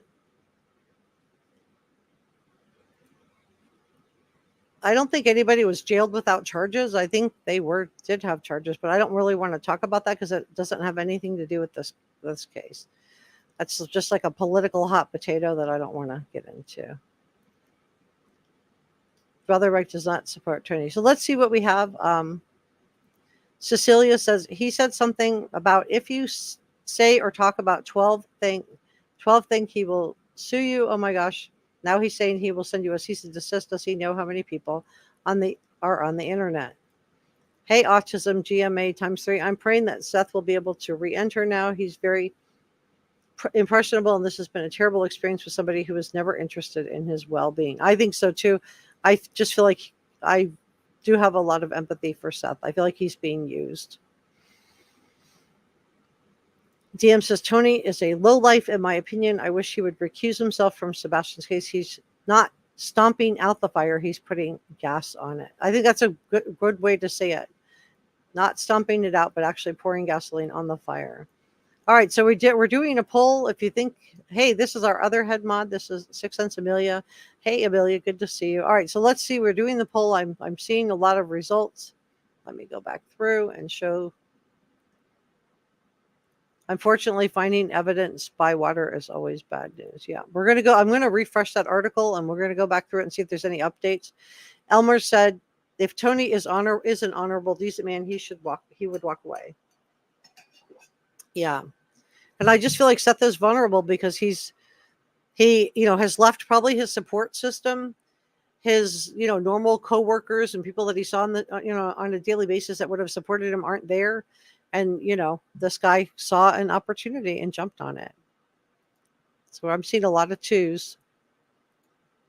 If you're just joining us, I asked to put a 1 in the chat if you think that Tony has ethics. Put a 2 in the chat if you think he does not have ethics. I'm seeing a lot of 2s. Multiple 2s.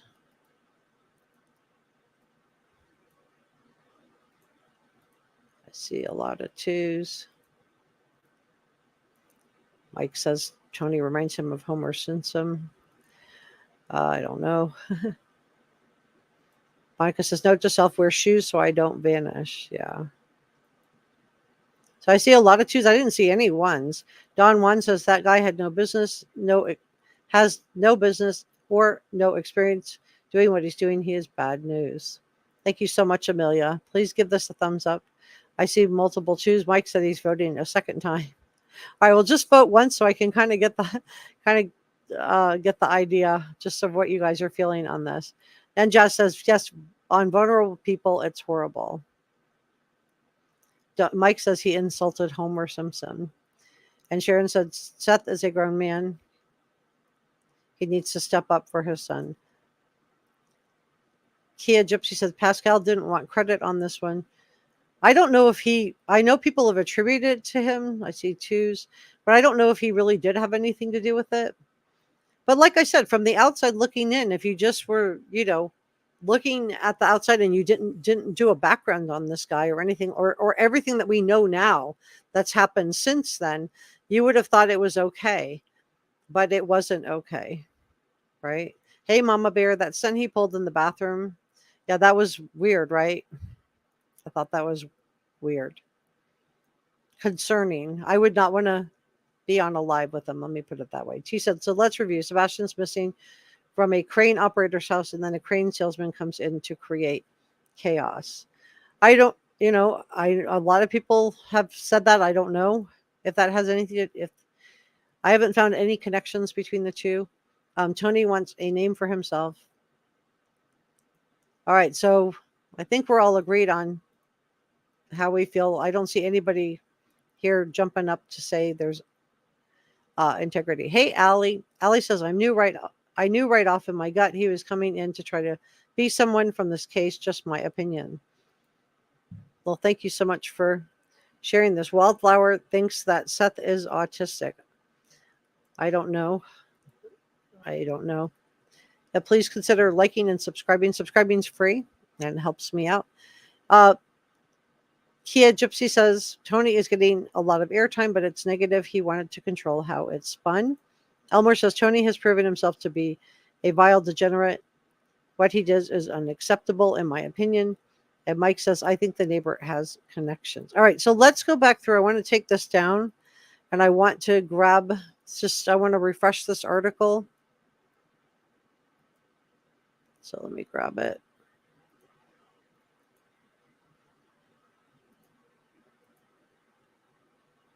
Okay.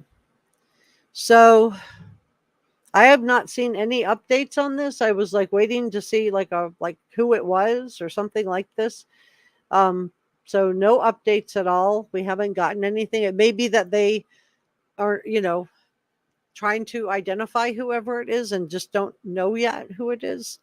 But for those of you that are, the reason that I thought that this was worth considering is just the location from where Stafford Court is, and then it's kind of the halfway point between Stafford Court and Memphis. There's Memphis here. There's the cemetery, and there's Stafford Court. I also think it's a good location as far as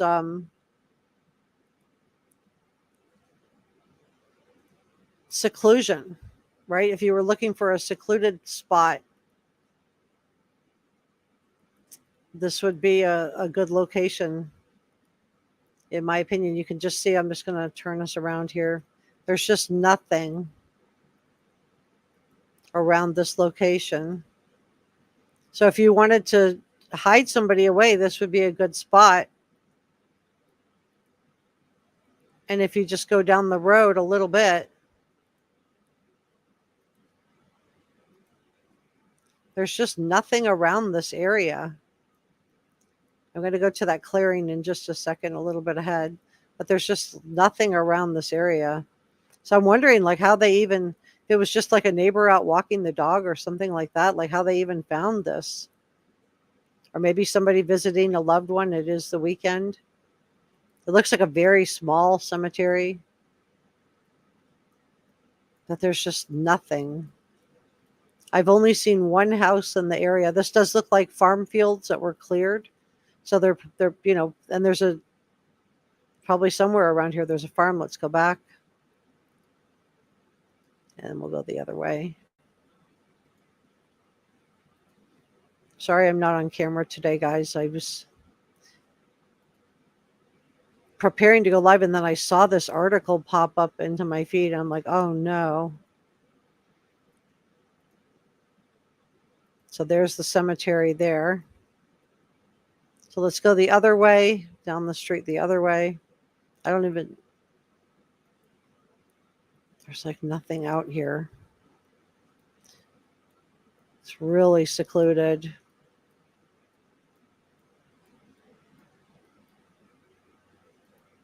Let's go a little further down. So to know about this area, you would have to probably look it up on a map and come scope it out. Because it really is secluded. There's just nope. There's like nothing here. I do see some cleared areas, like maybe somebody farms and a little fence. So somewhere there's a little fence here. But no houses in the vicinity. Definitely no lights on the road. I don't see any overhead lighting. So maybe this is just a coincidence. That's what I'm hoping.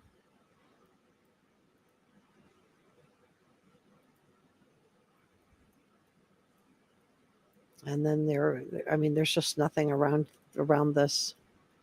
No houses. So I'm just wondering, how this was even found.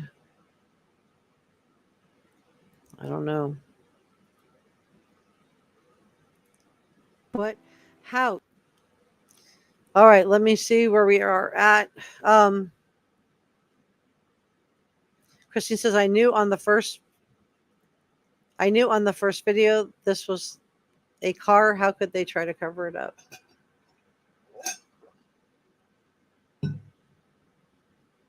Ali says, I think the law knows they just need enough evidence to get them, but it sure seems like they would tell us more.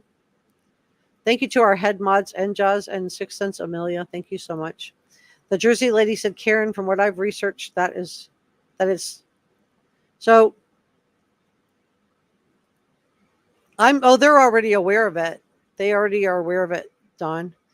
I also saw a thing in one of the Facebook groups too that was like a confession of somebody who purported to be Chris Proudfoot's cousin. I think it's a hoax, but I did turn it into TBI just in case, because I didn't want the bystander effect, which is that if everybody sees something, they assume that somebody else did it. So I just went ahead and did it.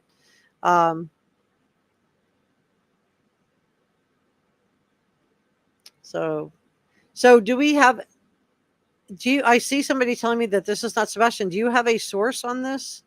Because there's just been so much punking on this case. I'm looking, I'm going to pull them up.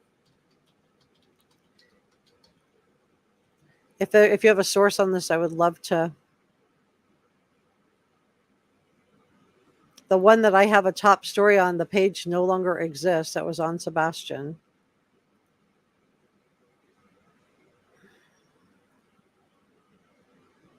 So I'm just looking for anything today besides this outlet. I'm just looking.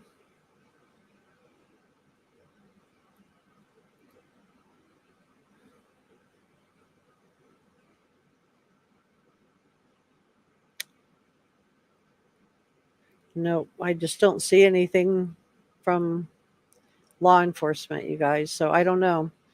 Well, I think we'll leave it. J is for Justice has it. Oh, thanks for that, Justice. Okay, so she's saying that it's not him, or like what's her source on that, Justice for All? Do you know? I just love to have a source. Is this coming from law enforcement? Let me go to Twitter and look really quick. I'm just going to go to the TBI.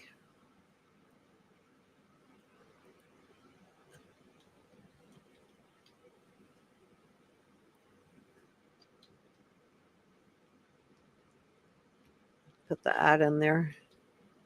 Okay, see if they have anything.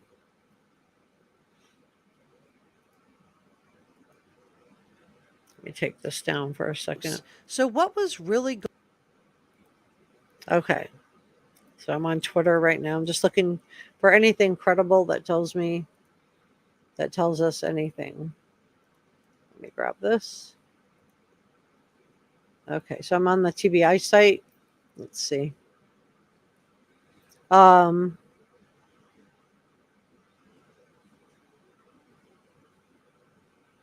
don't see anything new that's addressing this. They do have a nice Summer Wells post up. I can't play it because it has music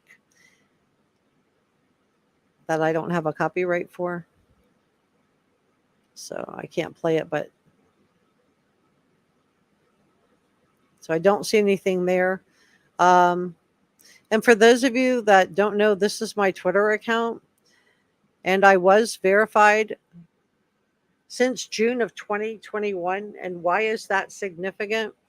It's significant because it was before Elon Musk purchased Twitter and before you could buy a verified checkmark account. It's significant because it does show that I did have to prove to Twitter that I was a journalist to get verified. So I don't know, and I'm not throwing any shade at anybody who got verified since Elon Musk. That's fine. But I do think, but I did have to prove it. And I'm also verified on Spoutable, which you cannot even get verified on there. And then I screenshot this before just to show that I am a legacy verified account on Twitter because it's notable government news. Now, in my case, it's news. Okay. I'm not part of the government. I'm not a senator. I'm not a governor. I'm not part of the government. It's because of news. So that I just want to show you the receipts on that since June of 2021. So that's years before.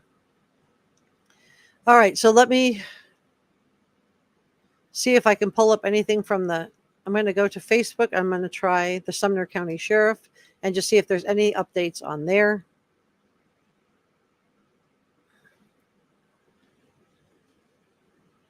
Okay.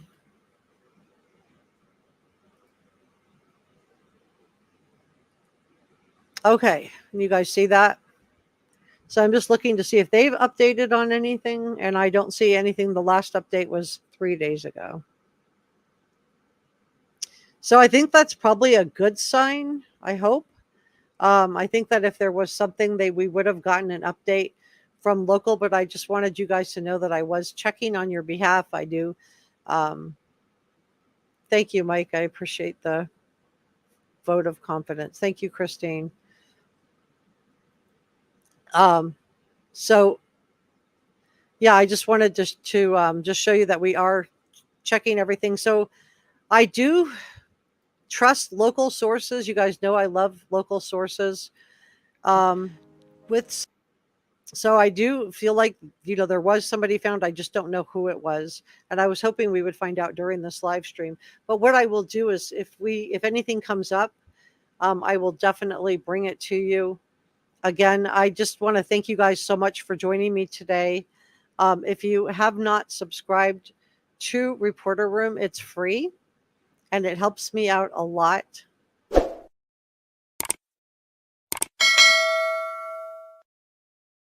And I'm not going to do anything on the Riley Strain case. I was going to talk about the Riley Strain case after this today, but all we have are conflicting reports on that case. I'll just give you just a very quick synopsis of what's going on. So we have one news outlet, I think it's Nick Barris, is reporting out that the toxicology came back and that it doesn't show anything, that, that maybe he was just overserved.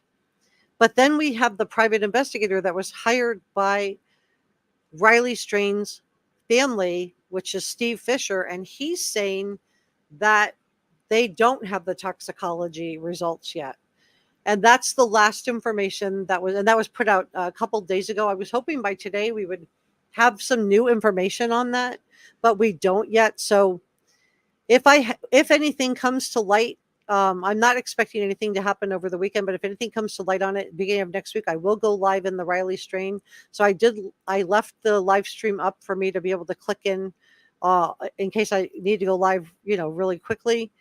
And if you would like me to cover the Rex Heuermann case, let me know. I would be glad to cover that one too. I think it's a very interesting case. I think we're going to continue to learn new information on that. But let me know if you would like me to cover it, and I will do that for you moving forward. So drop me a comment in the comment section below. Oh, okay. There's something going on in chat. Hold on.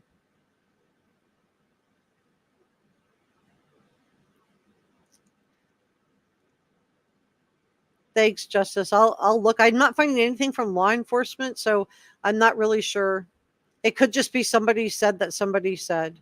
Michelle says, thank you for the welcome. Was never welcome to any other channels. Thank you so much. Well, thank you, Michelle. I'm glad you feel welcome. Thank you to all our mods for all your kindness toward everybody. We do have a really nice, kind and caring group. If you like being part of a really caring true crime community, if you tell me it's your birthday, I will wish you happy birthday. If you, we also have a group on Facebook. If you type in Sebastian Rogers and Reporter Room, it should pop up.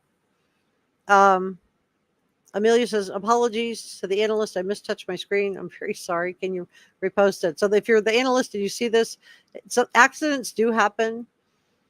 Thank you, Cecilia. Love you all as well. Thank you. Mike says, yeah, stay on the Rex Heuermann case. Okay, I will. I just wasn't sure if you guys were interested in that or not, but if you are, I will continue to follow it. I think it's very interesting. He just seems like such a nice, normal guy, this architect. And it just shows you that we never know who people are. So thank you so much. God's Girl says, thank you for all you do. Thank you for all you do as well. Thank you for your green hearts for Sebastian, Alley. Penjam says, yes, please, on the Long Island SK. So that's the Rex Heuermann case. Thank you to our mods. Thank you, Head Mod 6 and Amelia and Njaz. Thank you to all our mods, all of you guys with wrenches. And thank you to our channel members that allow me to cover these cases. And thank you so much to all of our subscribers. The analyst says, Burton S. Skaggs. Okay, I'll tell you guys what. I know it's not Felicia Perry. It's not Sebastian Rogers. It's not Summer Wells. And there's no need for the public to be concerned for their safety. Are you talking about, so this is Burton S. Skaggs? Who is that? That name sounds familiar. Is he on Twitter? Let me see. So that's the sourcing on yours? I'm just seeing if I can find who this. I know that name. I know the name. No, that's Ricky. Okay, that's Ricky Skaggs. And he was a country music player. Okay, I don't know. Burton S. Skaggs. Let me try Facebook. Let's see. Okay, so he's a news personality. Let's see. Oh, he has a lot of followers on Facebook too. All right, let me see if I can find anything on his page. Let me take this down so you guys can see. We can look together. All right. You guys see that okay? Make sure we're looking at the same thing. All right, let me take this down and let me see if he says anything and what he says. Because I hate leaving this like with this open like this. Let's see. Talking about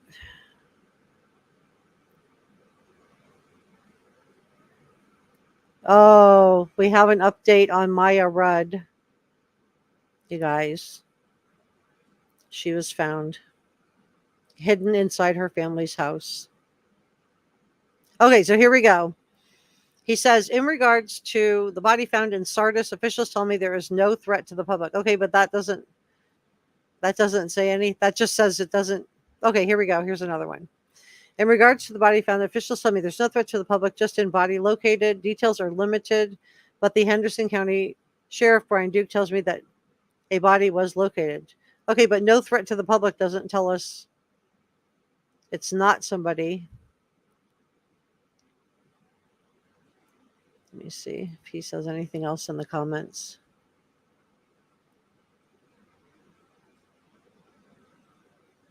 Just no threat to the public. In regards to, let's see if he says anything here. Okay, here's an update. There's no threat to the public. Okay, I'll tell you what I know. It's not Felicia Perry. It's not Sebastian Rogers. Oh, good. It's not Summer Wells. Good. Okay, so this is good. Thank you so much for giving me the heads up on the fact that Burton has done this. So I don't know, like, but that's so that I just didn't want to leave it open. So anyway, that's the analyst told me that. Thank you so much to the analyst. I knew the name sounded familiar. I probably read his post before, but I just didn't know who it was for sure. So thank you also, Mike. Love you too, Don. Thank you so much for your support, you guys. Aquarius says, I don't think Dr. Gary Borgato thinks any of that necessarily. I think he presented them as possibilities, not his personal thought. Oh, very interesting. Talking about the Gilgo Beach SK. Thank you, Leslie. Thank you, Elmer. The analyst says, comment section is when you read with a map. Yeah, exactly. Thank you for that. I really appreciate it. I hated leaving it open. So I don't know. This is not coming from law enforcement. It's coming from another content creator. I'll give it to you with that caveat. But I do, feel like he does seem like he's a reputable creator. He is a news personality. Just see if I can learn anything more about him. He got a concert posted. I don't know. He has a lot of, he just describes himself as a news personality. So, all right. Well, I think at least we left it with, it probably isn't Sebastian Rogers. So I think that's really good. And I think we can rest a little bit easier now. So I just, we'll leave it there. Thank you to our producers.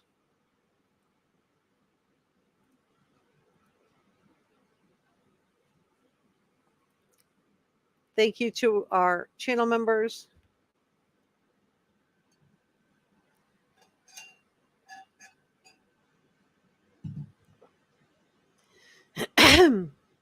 Sorry, I sound congested today.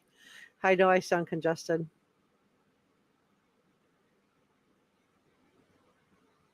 Just fighting a little cold. Okay, and then thank you to our super thanks and PayPal gratitude and gifted memberships.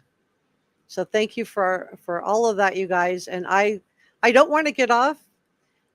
So Jill says no threat to the public usually means no aliver is lurking around. Good. That's good. Lovely to see you as well. Thank you, and Jazz.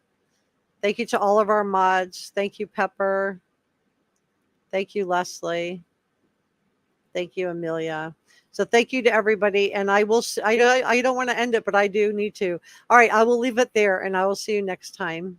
Bye.